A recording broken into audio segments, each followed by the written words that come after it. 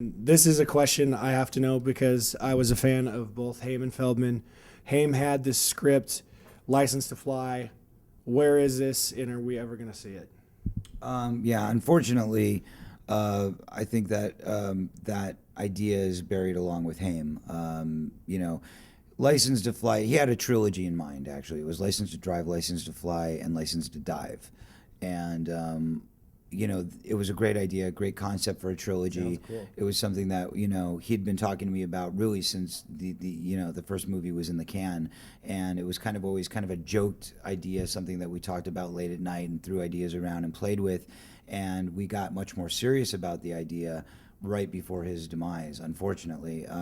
We had actually sat down with Brian Herzlinger, who's a good friend of ours who wrote and directed the film My Date with Drew, and since has done several films.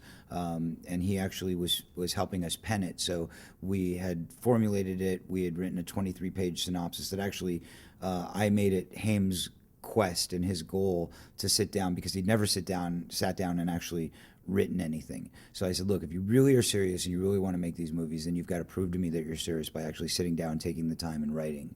And he did. He brought it to the table. We had a great meeting, and we were just starting development. We were taking early preliminary meetings with 20th Century Fox and some executive producers over there.